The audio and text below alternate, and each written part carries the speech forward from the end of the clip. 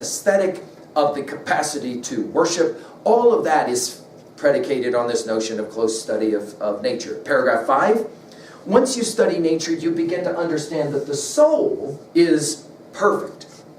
Nature's laws are out of time and out of place, and that ultimately then man is God. Now when he uses this term, this is important to understand, he is not talking about that puny little individual ego that each of us have, right? That somehow is tied to this thing about all things physical. But rather, when he says humans are God, what he means is the soul is divine. In other words, the things that are in the second box, they are somehow outside of time and therefore outside of the experiences of the physical.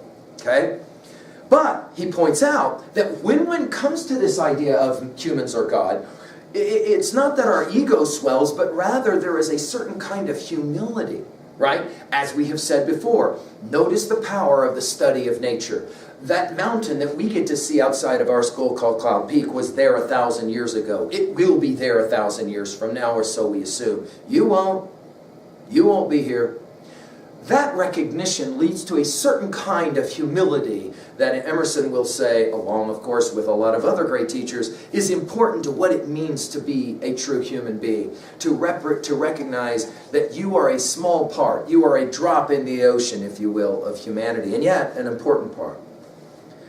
In paragraph 6, this won't shock us, given what we've already said. Everything comes back to energy, he says. As we are, so we associate. We choose, in other words, to either live in heaven or in hell. This is also a very controversial idea, and of course he in many ways could have derived it from his study of Dante's Divine Comedy. You don't go to hell, you go through hell, and that notion of hell was one of the reasons why Emerson ultimately left the pulpit in 1831 in his crisis of faith, because he wanted an idea that was theologically sound enough, that did not have rewards and punishments in afterlife as the reason for moral behavior. Passage 7. He says it, there is one will, one mind, what later in other essays he'll call the oversoul, as borrowing from Eastern thought, especially Hindu thought, the notion of oversoul. There is, he says, only the good. Evil is in fact simply the absence of the good. It doesn't actually really exist. Or, of course, to go back to our lectures on Republic 7 and the cave allegory, people are stupid because they look at the walls of the cave and they see shadows and they think they're real. Or, to quote, of course, Christ on the cross, forgive them, not because they're evil, forgive them for they know not what they do. In other words, the notion here is that, for Emerson, evil is simply the lack of the good. In other words, ignorance, right? Ignorance. Find someone who only thinks that this first box exists, that all there is, for example, is the physical. For example, all there is the hooking up between two people and exchanging fluids. All there is sex. And you will find someone who will debate with you the existence of love. Of course, a person like that you have to feel sorry for. You have to pity that individual, Emerson says, because that individual only lives half a life. Find someone who only thinks that all there is money. Follow that person in their life to the very last seconds of their life. When they're lying in a bed, for example, dying of cancer, or even worse, maybe, they're watching the one they love the most die of cancer, and all their money can do nothing. Nothing. And it's at that point, right, driven to humility, to a recognition that in fact, well, you know, this is the world we live in, right? There's only so much that you can gain by knowledge of this first box, and then you got to come to the moment of your death. And when you do that, you're not going to be interested in the stuff in the first box, are you? Right? Well, in paragraph number 8, he says it. This, and you can kind of see where all this goes to, this awakens the, what he calls religious sentiment, and ultimately leads to an understanding of joy. I want to point out two things. First of all, this notion of the religious sentiment, go and take a look at Freud's Civilization and Its Discontents, a text we've studied before. And take a look at those opening words about that oceanic feeling and that religious experience and all of that. And kind of how Freud deals with that from the psychological perspective. Also, let's point out that the word joy is central to understanding Emerson. It's the last word of this speech. I think it's intentional that he uses that word as the last word of this speech. Why? Because he argues that when you come to this realization that this is what matters more than this, there is a sense of elevation. What Wordsworth, Emerson met Wordsworth, right? It says in Tintern Abbey, the joy of elevated thought. We can get back to more of this later. Paragraph 9. This sentiment, this religious sentiment, leads to one understanding that humans are deified. That is to say, God in some way. That conscience and the deep melodies of conscience will lead to proper behavior, and that love, he says it, is never outgrown. At paragraph 10, he says the sentiment is the foundation as well of society, and he has his first mention of Jesus Christ. It is from here now to paragraph 11 that we move with his comments about the importance of intuition. That is to say, insight. Perspicacity is our word that we've used when we've lectured Plato. Outside, I can see you guys, you can see me outside. Insight, well, it doesn't mean that I can turn my eyeballs into my head and see my brain. No. Insight is that notion of intuition. That is to say, what really matters? What is it that really matters? What, is it just simply getting grades so I can get my degree, so that I can make money? So, like, at some point you go, yeah, but what is all of that about? Like, what's the point of living my life? Of course, Emerson's pal Wordsworth said it in Tintern Abbey. What is it about? Little, nameless, unremembered acts of kindness and love. Remember that one from an earlier lecture, right? Of course, if we forget that we are divine, then he says falls the church, falls the state, and falls everything else, okay? We become nearsighted, what some philosophers have called flatland. That notion that all there is what's in this first box, right? There isn't any depth to the universe and to our existence. It's all just simply this right here. And when we get there, we become nearsighted, right? Focus only on the first box will lead to all kinds of unhappiness and, of course, all kinds of deplorable conditions. At paragraph 13, then, the question is, who was Jesus? Now, it's at this point, and you can kind of see that the first 12 paragraphs have kind of set him up for what he's about to say. Remember who he's talking to 6 guys who are about to become preachers in pulpits in Christian churches. So obviously they're going to spend a lot of time talking about Jesus Christ. So for Emerson now, he's going to give his very iconoclastic Christology, is what we call it, his view of Christ. Well, he says it this way. Jesus Christ was very important because Christ figured out this. And he was able to say, I am divine, but in so doing, what he was really saying was, all of us are divine, and that's Emerson's view. The problem is that his disciples, his followers, they will have distorted it. I'm just going to read passage or paragraph 13. It's such an amazing paragraph. Jesus Christ belonged to the true race of prophets. He saw with open eye the mystery of the soul. Drawn by its severe harmony, ravished with its beauty, he lived in it and had his being there. Alone in all history, he estimated the greatness of man. One man was true to what was in you and me. He saw that God incarnates himself in man and evermore goes forth anew to take possession of his world. He said in this jubilee of sublime emotion, I am divine. Through me God acts, through me speaks. Would you see God? See me, or see thee, when thou also thinkest as I now think, end quote. But what a distortion did his doctrine and memory suffer in the same, in the next, and the following ages! Exclamation point. There is no doctrine of the reason which will bear to be taught by the understanding. The understanding caught his high chant from the poet's lips and said in the next stage, quote, this was Jehovah come down out of heaven. I will kill you if you say he was a man, end quote. Of course, Emerson now pointing out that a lot of people have ended up toast on a post because they didn't believe a certain theological persuasion, right? Our history of Europe and then, of course, America. Our study of Arthur Miller's Crucible brings that to mind, right? He continues, the idioms of his language, the figures of his rhetoric, have usurped the place of his truth, and churches are not built on his principles, but on his tropes. Christianity became a mythos, a myth, as the poetic teaching of Greece and of Egypt before. He spoke of miracles, for he felt that man's life was a miracle, and all that man doth, and he knew that his daily miracle shines as the character ascends. But the word miracle, as pronounced by Christian churches, gives a false impression. It is monster. It is not one with the blowing clover and the falling rain. In other words, for Emerson, right, and for transcendentalists and idealists in general, they will say, there is such a thing as miracle. Watch a child being born, it's phenomenal. But that is, of course, information that can be derived from the study of nature. There's no need to think about somehow a miracle as being anything other than this, Emerson will say. Well, of course, this is a pretty radical position to take. And he continues in paragraph 14, he says that Jesus appreciated the worth of the human being. In other words, he understood this, if you will. And then in paragraph 15, he says the first error of historical Christianity was that there was this dwelling on the person of Jesus instead of the importance of the soul. In other words, Jesus became more about something that turned out to be very religious in its orientation in the first box, right? What some have, called the smells and bells of religion. In other words, the experiences of going to church and all of that. And has fallen to ritual and formalism.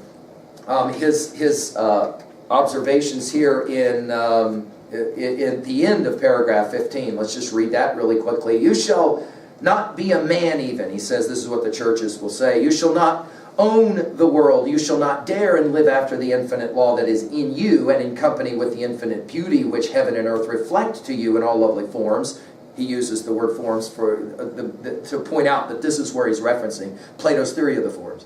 But you must subordinate your nature to Christ's nature. You must accept our interpretations and take his portrait as the vulgar draw it. In other words, the only way you can be a Christian is to follow the teachings of the church, whoever is making that up at the time.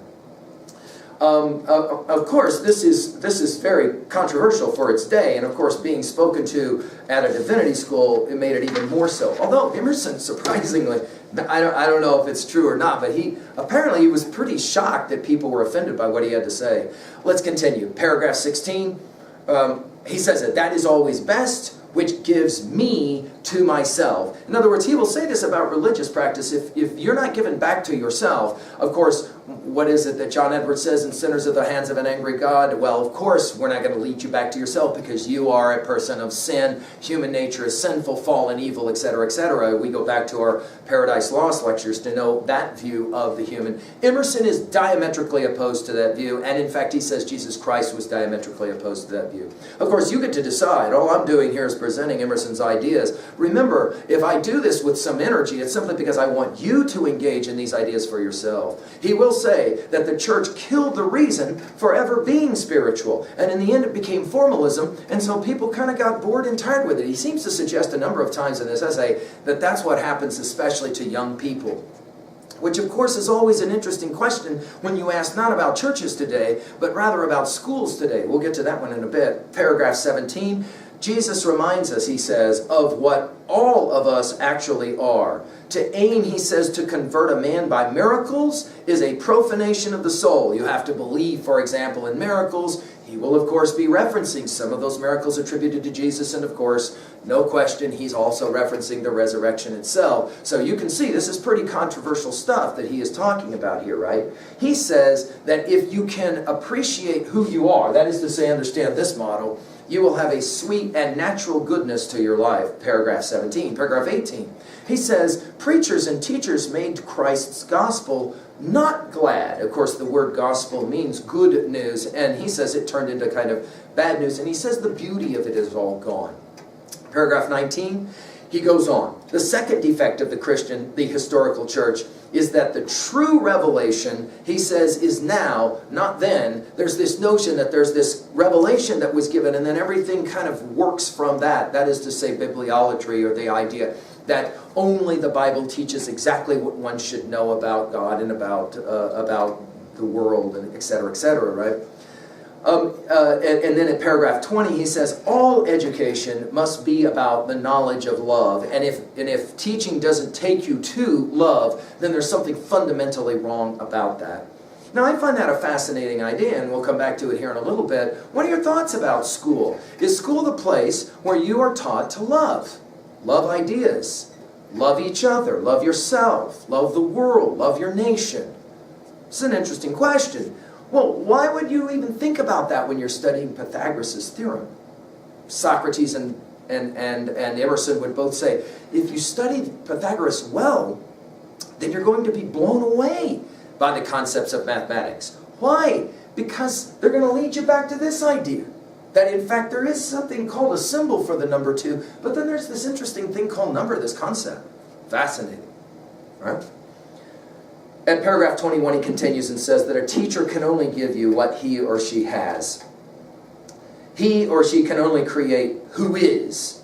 As for all that old theology, he finishes with the quote, "Let him hush." Wow. So you can kind of see, in other words, if you're going to preach to me, Emerson says, some kind of dead formalism in religion, I'm not interested, hush up. Paragraph 22, he says that because of this, faith in America is dying. Now, we're almost 200 years distant from this speech, and there are many readers of this speech today that still come back and say that Emerson was kind of a prophet. He kind of foresaw that this is the serious problem with what happens, especially with young people when they are being educated. If they are educated in a very formalized setting, they will quickly grow repulsed by it. He says the new revelation is now, and obviously he's going to be one that believes he's a part of doing that, right? Paragraph 23, he says it. So we have the famine of our churches. True teaching and preaching, he says, is moral sentiment in application to the duties of life. He calls it a melody.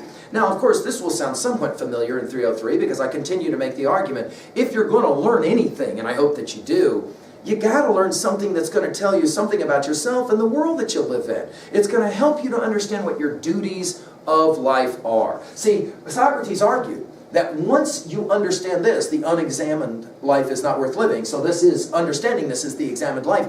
You've got to live a certain way. That's his whole point, for example, in the Crito. When Crito says, come on, man, we're getting you out of prison, let's go. And he says, no, let's think about that. We have to live our philosophy, our theology, our life code, our creed, whatever it is. We have to actually live it. We can't just aspire and talk about it, right?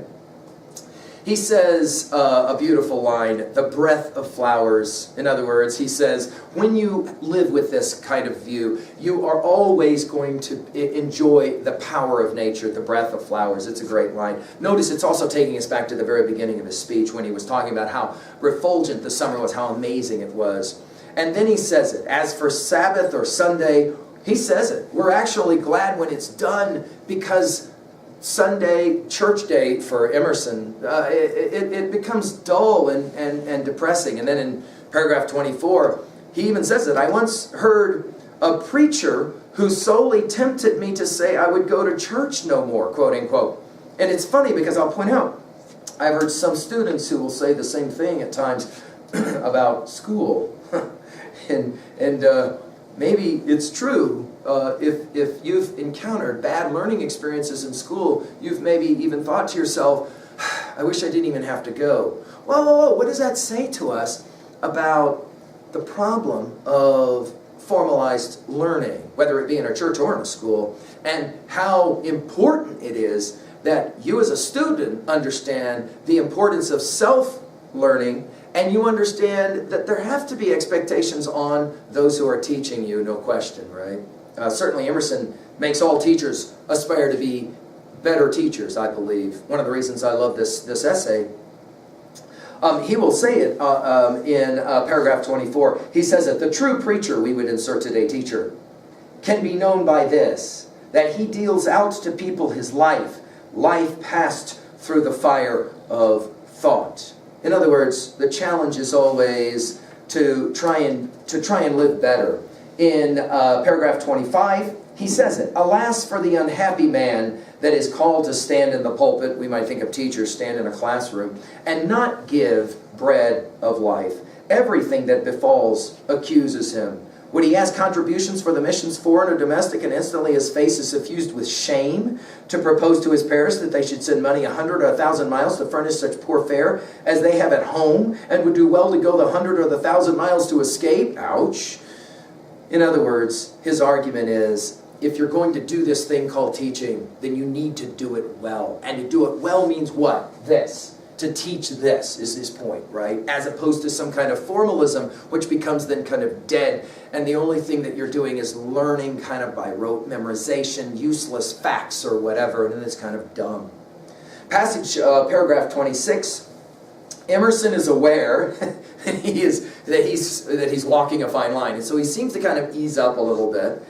We call this, of course, and we'll say it here in a bit at 2b, that conceding a point. In other words, he says, okay, let me say something that I know that my acrimonious audience will probably agree with. He says that tradition characterizes the preaching of this country, that the historical Christianity in many ways has destroyed the power of preaching, because you don't have to be a great deliverer of ideas if all you're doing is standing up and going through some kind of formalism, right? We think of the power of the fact that Emerson in 1831-32 will leave the pulpit right after the death of his wife, by the way. He goes through a major trauma in his life. We talked about that before, right? And if he hadn't done that, it's very possible that much of the ideas that he stumbled onto, like the ones shared here, he would not have come to. Paragraph 27, he says, we have lost much since the Puritans. And so he'll tip his hat to the Puritans who truly tried to live their theology. It seems, he says, now wicked to go to church. In paragraph 28, he talks about the idea of what happens when all of the things he's been talking about are true. My friends, in these 2 hours, I think I find the causes of a decaying church and a wasting unbelief. And what greater calamity can fall upon a nation than the loss of worship? Then all things go to decay. Genius leaves the temple to haunt the senate or the market. Literature becomes frivolous. Science is cold. The eye of youth is not lighted by the hope of other worlds. And age is without honor. Society lives to trifles, and when men die, we do not mention them. Now, this is an interesting passage that I think can easily be read as analogous today of what we might say about schools. When, for example, think of that. I'll just read this and think about it from the perspective of schools. He says, when he says this happens, a decaying school and a wasting skepticism, unbelief. And what greater calamity can fall upon a nation than the loss of learning? As we define learning, that appreciation of the importance